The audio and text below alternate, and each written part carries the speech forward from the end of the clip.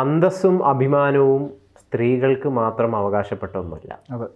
അത് തീർച്ചയായിട്ടും പുരുഷന്മാർക്കും ഉണ്ട്. നാട്ടിൽ കാണുന്ന ഏത് പുരുഷന്മാർക്കെതിരെയും സ്ത്രീകൾക്ക് ലൈംഗിക പീഡന പരാതി നൽകാൻ വേണ്ടി സാധിക്കുന്ന ഒരു കാലഘട്ടത്തിലൂടെയാണ് നമ്മൾ കടന്നു പോകുന്നത്. ഇതിൽ പലതും പച്ചക്കള്ളം കൂടിയാണ്. കഴിഞ്ഞ ദിവസം ശ്രീൻ്റെ അല്ലെങ്കിലും രഞ്ജിത്തിൻ്റെ വിഷയത്തിലേക്ക്, സംവിധായകൻ രഞ്ജിത്തിൻ്റെ വിഷയത്തിലേക്ക് നമ്മളത് തിരിച്ചറിഞ്ഞൊരു കാര്യം കൂടിയാണ്.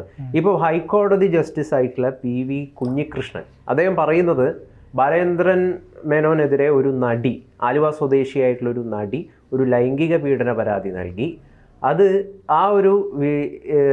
അതുമായി ബന്ധപ്പെട്ടിട്ടുള്ള ഈ വിഷയം പരിശോധിക്കുന്നതിനിടയിലാണ് ഈ ജസ്റ്റിസിൻ്റെ ഒരു പരാമർശം ഉണ്ടായത്. അതായത് അന്തസ്സും അഭിമാനവും സ്ത്രീകൾക്ക് മാത്രം ഉള്ളതല്ല, അത് പുരുഷന്മാർക്ക് കൂടി അവകാശപ്പെട്ടതാണ്.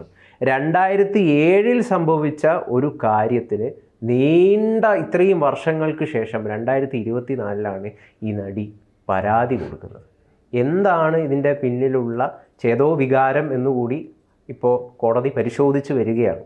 ഗൗതമ, എന്താണ് ഇതിൻ്റെ പിന്നിൽ എന്നുള്ളത് നമുക്ക് ആലോചിച്ചാൽ മനസ്സിലാവുന്ന കാര്യം മാത്രമേ ഉള്ളൂ. ഹൈക്കോടതിക്ക് എന്തുകൊണ്ടാണ് ഇത്തരത്തിലൊരു കമൻറ്റ് പറയേണ്ടി വന്നതെന്ന് നമ്മളൊന്ന് ആലോചിച്ചാൽ മതി. അതായത് ഈ ബാലേന്ദ്ര മേനോൻ എന്ന് പറയുന്നത് മലയാളത്തിലെ പ്രിയപ്പെട്ട മലയാളികൾക്ക് ഏറ്റവും മികച്ച സിനിമകൾ സമ്മാനിച്ച ഒരു സംവിധായകനാണ്. മാത്രമല്ല അദ്ദേഹം ഒരു നടൻ കൂടിയാണ്.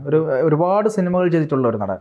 ആ നടനെതിരായി കൊണ്ടാണ് ഒരു നടി 7ഓളം ആളുകൾക്കെതിരെ പരാതി കൊടുത്ത ഒരു നടി. അതായത് മുകേഷിനെതിരെ, ജയസൂര്യക്കെതിരെ, അതുപോലെ തന്നെ പിന്നെ ഈ നമ്മുടെ മണിയമ്പിള്ള രാജുവിനെതിരെ, പിന്നെ അങ്ങനെ തുടങ്ങി 7ഓളം ആളുകൾക്കെതിരെ അങ്ങനെ അവർ പരാതി കൊടുത്തിട്ടുണ്ട്. നിരന്തരമായ പരാതികളാണ്. ആ പരാതി കൊടുത്ത സ്ത്രീയാണ് ഈ ബാലേന്ദ്ര മേനോനെതിരെയും പരാതി കൊടുത്തിട്ടുള്ളത്. ബാലേന്ദ്ര മേനോനെതിരെ പരാതി കൊടുത്ത സാഹചര്യത്തിൽ അദ്ദേഹം മുൻകൂർ ജാമ്യമായി ഹൈക്കോടതി സമീപിക്കുന്നു. അങ്ങനെ ആ മുൻകൂർ ജാമ്യം പരിഗണിച്ച ശേഷമാണ് ഹൈക്കോടതിയിൽ നിന്ന് ഇത്തരമൊരു കമൻ്റ് ഉണ്ടായത്. അതിനെ നമ്മൾ വളരെ കൃത്യമായി ഈ കേസുമായി ബന്ധപ്പെട്ട് കുറേയധികം ചർച്ചകൾ ചെയ്തതാണ്. നമ്മൾ ഒരു ഇന്ത്യ രാജ്യം പോലുള്ളൊരു രാജ്യത്ത് ഒരു സ്ത്രീക്ക് എന്തെങ്കിലും തരത്തിലുള്ള പ്രശ്നങ്ങൾ ഉണ്ടാകുമ്പോൾ, അല്ലെങ്കിൽ അവർ അബ്യൂസ് ചെയ്യപ്പെടുമ്പോൾ, ലൈംഗികമായി ആക്രമിക്കപ്പെടുമ്പോൾ അവരെ ഏറ്റവും കൂടുതൽ, അതായത് വളരെ അവർക്ക് കരുതലേകുന്ന ഒരു നിയമമാണ് ഇവിടെ ഉള്ളത്. അത് എന്താണ്, അവർക്ക് ഒരു തരത്തിലും ബുദ്ധിമുട്ടുണ്ടാവരുത്, സ്ത്രീകളെ ചേർത്ത് പിടിക്കേണ്ടത് അത്യാവശ്യമാണ് എന്നുള്ള ഭരണഘടനയുടെ കാഴ്ചപ്പാടിൻ്റെ പുറത്താണ്. പക്ഷേ അതിനെ ഈ തരത്തിൽ ദുരുപയോഗം ചെയ്യുക എന്ന് പറയുന്നത് ഏറെ വേദനാജനകമാണ്. കാരണം ഇതിന് ഇരയായിരിക്കുന്നത് കുറേയധികം പുരുഷന്മാരാണ്. ഇവർക്കും കുടുംബമുണ്ട്, സമൂഹത്തിൽ അന്തസ്സുണ്ട്, ജോലിയുണ്ട്, അത്തരത്തിൽ പല കാര്യങ്ങളുണ്ട്. അത് തന്നെയാണ് കോടതി എടുത്തു പറഞ്ഞിരിക്കുന്നത്. അവർക്കും അന്തസ്സും അഭിമാനവുമുണ്ട് എന്നുള്ള കോടതിയുടെ വാക്കുകളിൽ എന്താണ് കോടതി ഉദ്ദേശിച്ചത് എന്നുള്ളത് വളരെ വ്യക്തമാണ്. രണ്ടാമത്തത്, ഈ സ്ത്രീ പറഞ്ഞ കാര്യം എന്താണ്, അതായത് ഹേമ കമ്മിറ്റി റിപ്പോർട്ടുമായി ബന്ധപ്പെട്ട് ഹേമ കമ്മിറ്റി റിപ്പോർട്ടിലെ ഒരു കാര്യവും പുറത്തു വന്നിട്ടില്ല. അതായത് ആരുടെ നേർക്ക് പീഡന പരാതിയുണ്ട്, ആരുടെ നേർക്ക് പ്രശ്നങ്ങളുണ്ട് എന്നൊന്നും നമ്മൾ ഇതുവരെ പുറത്തറിഞ്ഞിട്ടില്ല എന്നുള്ളതാണ് സത്യം. ഹേമ കമ്മിറ്റിയുമായി ബന്ധപ്പെട്ട് അത്തരം വിവരങ്ങളൊക്കെ സർക്കാർ വെട്ടിയിട്ടുണ്ട്. ആ SITക്ക് റിപ്പോർട്ട് കൈമാറിയിട്ടുണ്ട്. അതിൽ തന്നെ 33ഓളം കേസുകൾ ഇപ്പം നിലവിലെടുത്തിട്ടുണ്ട്. വെട്ടിയ പേജിലെ ഡീറ്റെയിൽസ് പുറത്തു വരുന്ന ഏതാനും 2 ദിവസങ്ങൾക്ക് മുമ്പ് കേട്ടായിരുന്നു. പക്ഷെ അതൊന്നും പുറത്തു വന്നില്ല. അത് പുറത്തു വന്നിട്ടില്ല. അത് ഈ വിവരാവകാശ കമ്മീഷനിൽ വീണ്ടും ഒരു വാദം കൂടിയുണ്ട് എന്നാണ് ഞാൻ മനസ്സിലാക്കുന്നത്. അപ്പോൾ അത്തരത്തിൽ 33 കേസുകൾ എടുത്തതിൽ 4ഓളം കേസുകൾക്ക് തെളിവില്ലെന്നും മറ്റ് കേസുകളിൽ ആർക്കെതിരെയാണ് പരാതി എന്നുള്ളത് ഇപ്പോൾ പുറത്തു വിടേണ്ടതില്ല എന്നും ഹൈക്കോടതി പറഞ്ഞിട്ടുണ്ട്. കാരണം ഇത് സത്യസന്ധമാണോ എന്ന് അന്വേഷിച്ചതിന് ശേഷം മാത്രം ഒരു നടപടി ഉണ്ടായാൽ മതി, അല്ലെങ്കിൽ ഈ മാധ്യമങ്ങളെല്ലാം കൂടെ വളഞ്ഞിട്ട് ആക്രമിക്കും. അതുകൊണ്ടാണ് ഈ കോടതി ഇങ്ങനെ പറഞ്ഞിരിക്കുന്നത്. അപ്പോൾ ഇതിൻ്റെ ഭാഗമായി ഈ ഹേമ കമ്മിറ്റി റിപ്പോർട്ട് പുറത്തു വന്നതിന് ശേഷം അതിൻ്റെ ഭാഗമായി മാധ്യമങ്ങളൊക്കെ ഇത് ആഘോഷിച്ചു. ഒരു കാര്യവുമില്ലാതെ ഇതിൻ്റെ പുറകിൽ കുറേയധികം കഥകൾ പ്രചരിപ്പിച്ചു. പക്ഷേ ഇതിൻ്റെ പുറകിലുള്ള ഡ്രഗ്സിനെ പറ്റി ഇവരാരും പറയുന്നില്ല. ഡ്രഗ്സ് ഉപയോഗിച്ചു എന്ന് പറയപ്പെടുന്ന നടി പറഞ്ഞ ഒരു പരാതിയുണ്ട്. ആ പരാതി കാര്യമായി അന്വേഷിക്കുന്നില്ല. ഇത്തരത്തിൽ അതൊന്നും മാധ്യമങ്ങൾക്ക് ചർച്ച ചെയ്യേണ്ട. കുറേയധികം ആളുകളെ ലക്ഷ്യമിട്ടുകൊണ്ട് നടത്തിയ ഒരു വലിയ ഒരു മാധ്യമങ്ങൾ നടത്തിയ ഒരു വേട്ട എന്ന് തന്നെ നമ്മൾ ഇതിനെ പറയേണ്ടി വരും. അങ്ങനെയായിരുന്നു ഈ ഹേമ കമ്മിറ്റി റിപ്പോർട്ടും അതിനോടനുബന്ധിച്ച കാര്യങ്ങളും വന്നത്. അതുമായി ബന്ധപ്പെട്ട് അതിൻ്റെ തൊട്ടനുബന്ധം തന്നെയാണ്, അനുബന്ധമായി വന്നൊരു കേസാണ് ഈ പറയുന്ന പലതരത്തിലുള്ള ആളുകൾ ഈ കേസുമായി ബന്ധപ്പെട്ട് എന്നെ പീഡിപ്പിക്കാൻ ശ്രമിച്ചു, എന്നെ രാത്രി ഫോൺ വിളിച്ചിട്ട് അഡ്ജസ്റ്റ്മെൻറ്റ് ചോദിച്ചു എന്നൊക്കെ പറഞ്ഞ് കുറേ കാര്യങ്ങളുമായിട്ട് പുറത്തു വന്നു. ഇതിലൊക്കെ എത്രമാത്രം സത്യമുണ്ട്? ഇതൊക്കെ ഏതെങ്കിലും തരത്തിൽ ഇവരൊക്കെ ഇത്ര കാലമായിട്ട് ഇതൊന്നും പറയാതിരുന്നത് എന്തുകൊണ്ടാണ്? ഇവരെന്തുകൊണ്ട് പോലീസിൽ പരാതിപ്പെട്ടില്ല? ഇവർക്ക് ഏതെങ്കിലും തരത്തിൽ എന്തെങ്കിലും പ്രശ്നം ഉണ്ടായിരുന്നു പോലീസിൽ പരാതിപ്പെടാം? ഇപ്പോൾ ഇത്രയും ധൈര്യത്തോടെ വന്നിരുന്ന് പറയുന്ന, ഇത്രയും കേസുകൾ നടത്താൻ ധൈര്യപ്പെടുന്ന ഇവർക്ക് ആ സമയത്ത് കേസ് കൊടുക്കാമായിരുന്നല്ലോ. അതിലൊരു വിഷയം എന്താണെന്ന് വെച്ച് കഴിഞ്ഞാൽ, അതിൽ നമ്മൾ ചോദിക്കുന്നതിൽ, അങ്ങനെ പറയുന്നതിലൊരു ന്യായം ഉണ്ടെന്ന് തോന്നില്ല. കാരണം അന്നത്തെ ഒരു സമയത്ത് അവർക്ക് ഭയമായിരിക്കാം ഇത്തരം കാര്യങ്ങൾ പുറത്ത് വെളിപ്പെടുത്തുവാൻ വേണ്ടിയിട്ട് ഭയമുണ്ടായിരുന്നിരിക്കാം.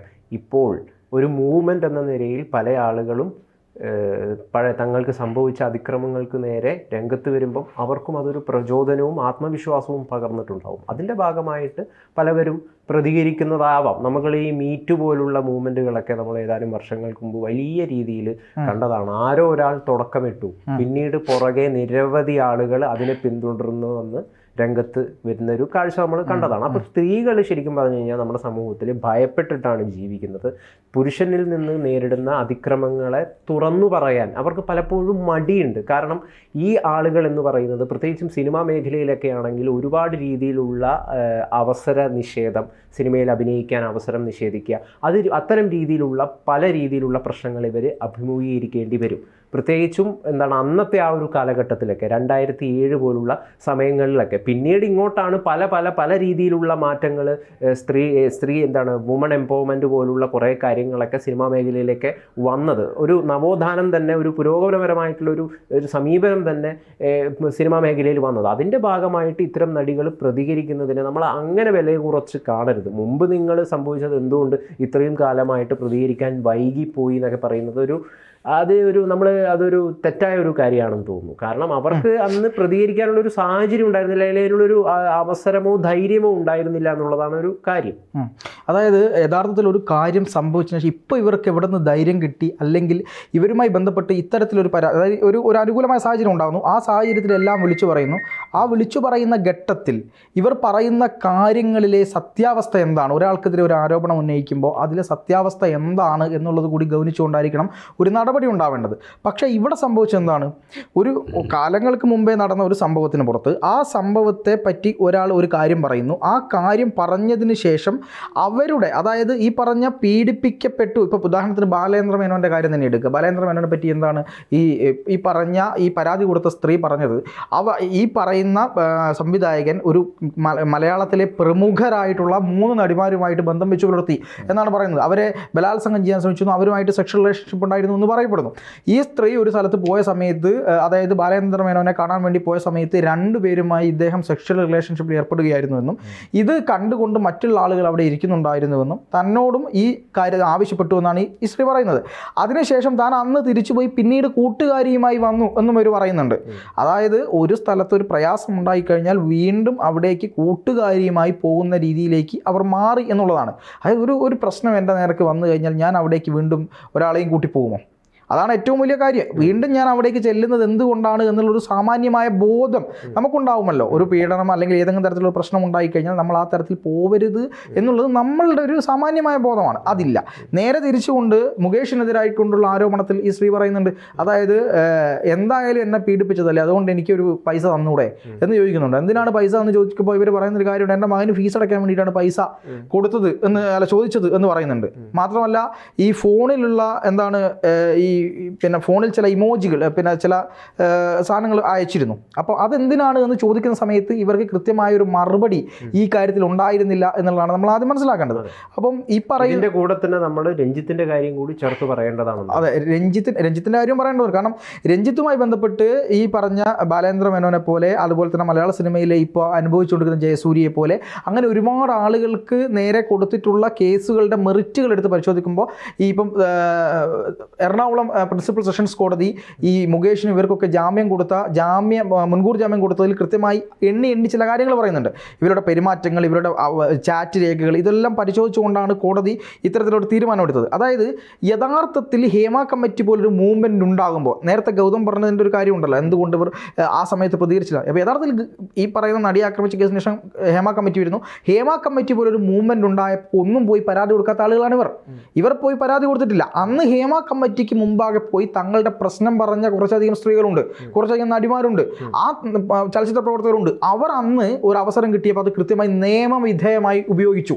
അതിനെ അങ്ങനെ തന്നെ കരുതണം. അതായത് പല സ്ത്രീകളും ഒരു അവസരം വരുമ്പം തങ്ങൾക്ക് നേരിട്ട പല പ്രശ്നങ്ങളും തുറന്നു പറയാമെന്നും അതിലൂടെ കുറച്ച് ശ്രദ്ധ പിടിച്ചു പറ്റാമെന്നും ചിന്തിക്കുന്ന നിരവധി ആളുകൾ വൈറലാവാം, സമൂഹ മാധ്യമങ്ങളിലിടയിൽ ശ്രദ്ധേയമാകാം തുടങ്ങിയ ചിന്തകളുടെയൊക്കെ അടിസ്ഥാനത്തിൽ പലവർക്കുമെതിരെ ആരോപണങ്ങൾ ഉന്നയിക്കുന്ന ഒരുപാട് സ്ത്രീകൾ ഉണ്ടാവും എന്ന് തന്നെയല്ലേ നമ്മൾ മനസ്സിലാക്കേണ്ടത്. അല്ല, അങ്ങനെ ഉണ്ട് എന്നാണുള്ളത് കാണിക്കുന്നത്. കാരണം ഇവർ ഈ പറഞ്ഞുകൊണ്ടിരിക്കുന്ന കാര്യം എന്താണ്, ഈ പിന്നെ ഈ മറ്റു പല നടിമാരുടെയും പേരുകൾ പറഞ്ഞുകൊണ്ട് അവർ ഭീഷണിപ്പെടുത്തിയെന്ന് പറയുക. ഏറ്റവും അവസാനമായിട്ട് അവർ പറഞ്ഞ വളരെ രസകരമായ കാര്യമാണ്, ഭരണരംഗത്ത് 2 മന്ത്രിമാർ പീഡിപ്പിച്ചു, എന്താണ് സർക്കാരിൻ്റെ ഭാഗമായി നിൽക്കുന്ന ഭരണകക്ഷിയിൽപ്പെട്ട 17ഓളം MLA-മാർ എന്നെ പീഡിപ്പിച്ചിട്ടുണ്ട്, അല്ലെങ്കിൽ മറ്റുള്ള ആളുകളെ പീഡിപ്പിച്ചിട്ടുണ്ട്, ഇതിനെല്ലാം ഞങ്ങൾ കേസ് കൊടുക്കാൻ പോവുകയാണ്, പ്രതിപക്ഷ നിരയിലെ MLA-മാരുണ്ട് എന്നൊക്കെ പറഞ്ഞിട്ടുണ്ട്. ഇതാ ഞങ്ങൾ നാളെ പുറത്തു വിടും, മറ്റന്നാൾ പുറത്തു വിടും എന്ന് പറഞ്ഞു. എവിടെ പുറത്തു വിട്ടു? ആര് പുറത്തു വിട്ടു? എവിടെ ഈ സംഭവങ്ങളൊക്കെ? ഈ തരത്തിൽ അവസാനം അവർ മുകേഷിനെതിരായ പരാതിയിൽ നിന്നും മറ്റു ചില ആളുകൾക്കെതിരായ പരാതിയിൽ നിന്നും അവർ പിന്മാറി. എന്തുകൊണ്ടാണ് പിന്മാറിയത്? ഈ ഏത് കാര്യത്തിൻ്റെ പുറത്തായാലും ഒരു കാര്യം പറഞ്ഞുകൊണ്ട് അവർ പിന്മാറുകയാണ്. ഈ ആളിനെതിരെ തന്നെ പോക്സോ കേസ് വന്നിട്ടുണ്ട്. ഒരു കുട്ടിയെ നിർബന്ധിച്ച് കൊണ്ടുപോയി എന്തോ, അതിൻ്റെ വിശദാംശങ്ങൾ നമ്മോട് പറയുന്നില്ല എങ്കിൽ പോലും ആ കേസിലും പിന്നെ അന്വേഷണം നടക്കണം. അതിനെതിരെ അവർ രംഗത്ത് വരികയാണ്. എന്തായാലും അന്തസ്സും അഭിമാനവും സ്ത്രീകൾക്ക് മാത്രമല്ല പുരുഷനും കൂടിയുണ്ട് എന്ന് വ്യക്തമായിരിക്കുകയാണ്. കോടതി തന്നെ അത് പറയുകയാണ്. അതായത് സിമ്പിളാണ്, ദുരുപയോഗം ചെയ്യാതിരിക്കുക.